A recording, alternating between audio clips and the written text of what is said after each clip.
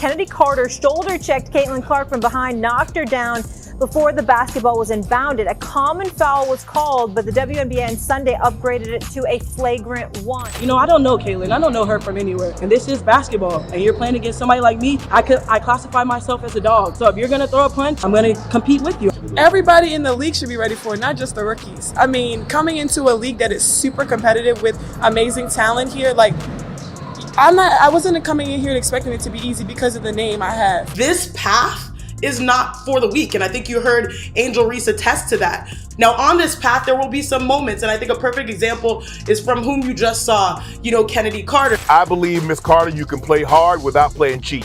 But because she was standing there and you go up and you do that, now all eyes are on you. If people look at your resume, it's who you are. You're a top 5 pick, and within inside of a year, you're kicked off a team. You go to another team, and within that situation, all that happens. The WNBA season begins in a few weeks, and all of the big free agents have found homes, with the exception of Kennedy Carter, who gave Caitlin Clark that infamous shoulder check in June of last year.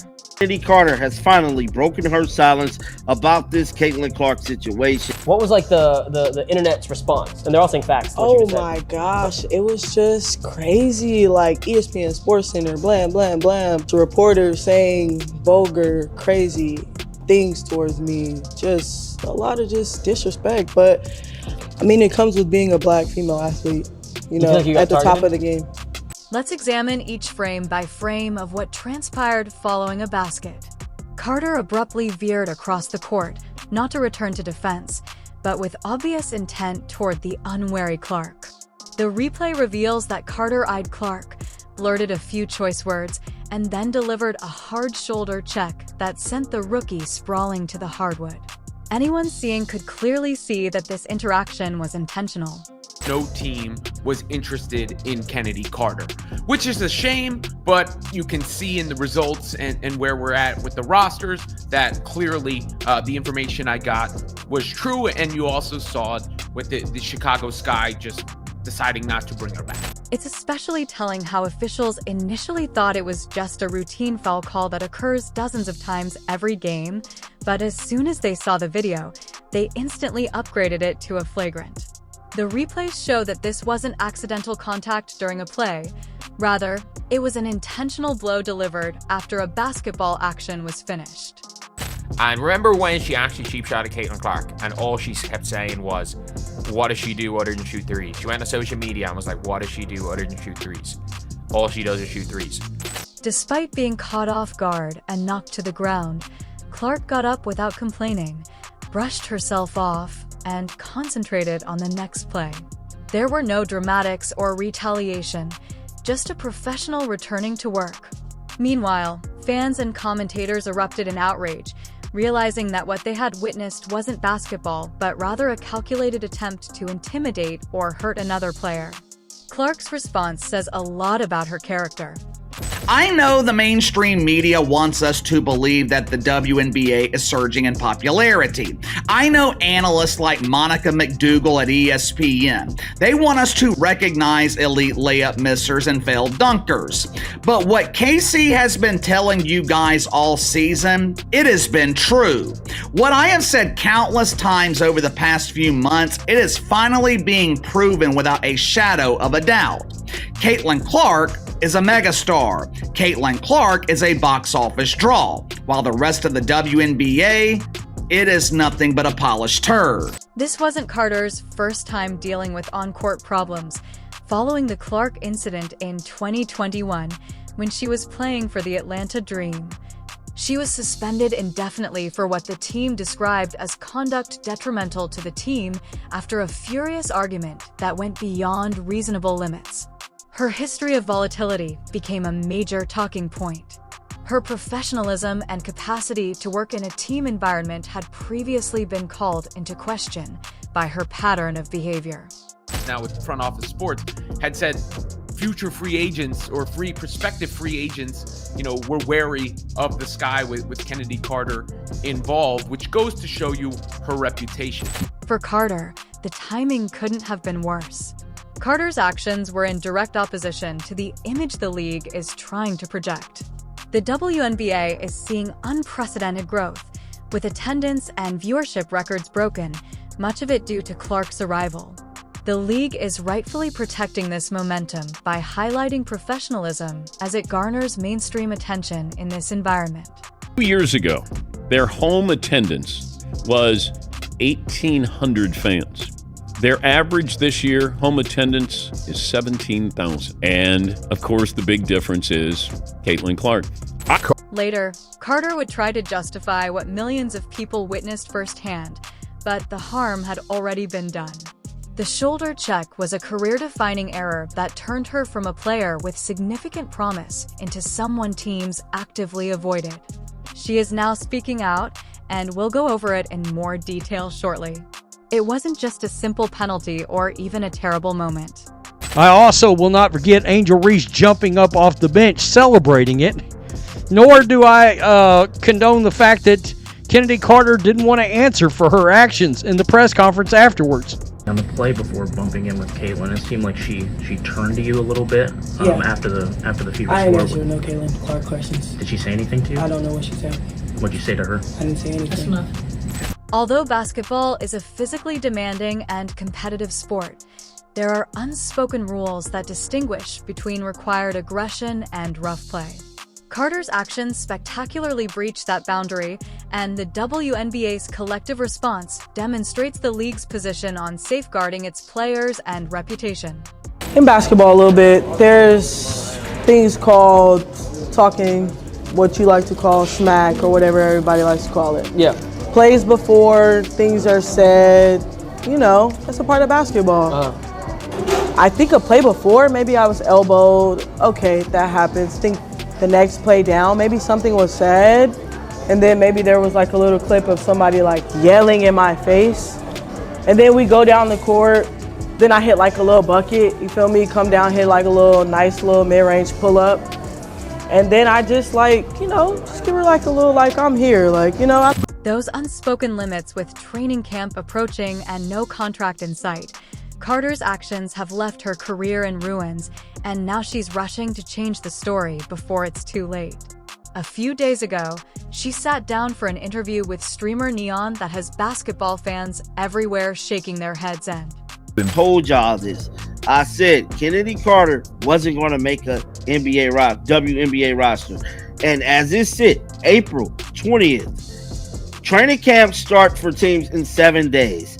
Training camp for a majority of the WNBA start April the 27th. Kennedy Carter is not on any WNBA roster. In the interview, Carter casually downplayed the intentional shoulder check as just talking garbage and giving Clark a little I'm here energy. What's really telling is that she tried to explain away what millions of people saw firsthand. There was nothing subtle or ordinary about the encounter, and the video shows the sharp contrast between this casual portrayal and the tremendous impact that brought Clark flying to the parquet. It looked like the push that was heard around the world has cost WNBA player Kennedy Carter her career. Carter's abrupt assertion that she might have been elbowed prior to the play is what further exposes this revisionist history. This convenient new detail that is noticeably missing from any earlier statements has been completely refuted by video evidence, which shows no provocation whatsoever, making this belated justification seem flimsy to even casual observers. Every field goal made has been Brian Clark gets her first field goal of the afternoon. Here comes Clark going the other way. Clark going behind the back. Oh, it's Boston, an and one. Social media quickly pointed out the blatant damage control operation.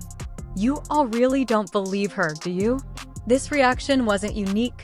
Basketball communities on all platforms responded with a similar lack of faith to what many see to be a last-ditch effort at image restoration, as one fan's comment aptly encapsulated.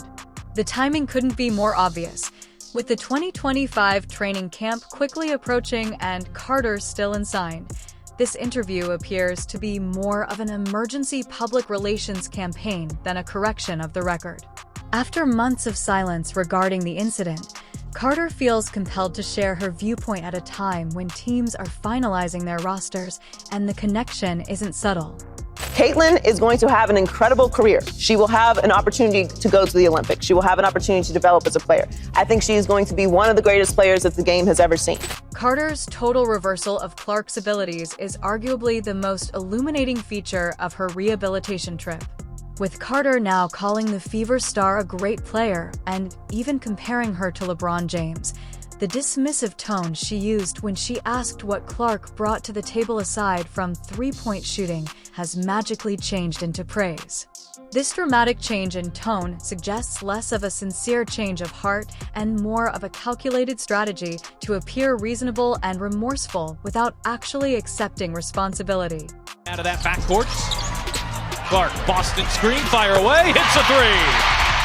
Social media quickly pointed out the blatant damage control effort. Not only did one fan's comment perfectly capture the collective eye roll, but basketball communities across platforms also responded with similar skepticism to what many perceive to be a desperate attempt at image rehabilitation without actually taking responsibility. These ladies, and I'm a WNBA fan, they cannot have fucked this Caitlin Clark thing up any worse if they tried. One basketball pundit got right to the point when they pointed out that Carter's statement essentially misrepresents the typical aggressiveness of professional basketball. In addition to being unsportsmanlike, Carter's actions threatened the league's future and its best player. Competitive physical play and purposefully pursuing another player after the whistle is a completely other thing.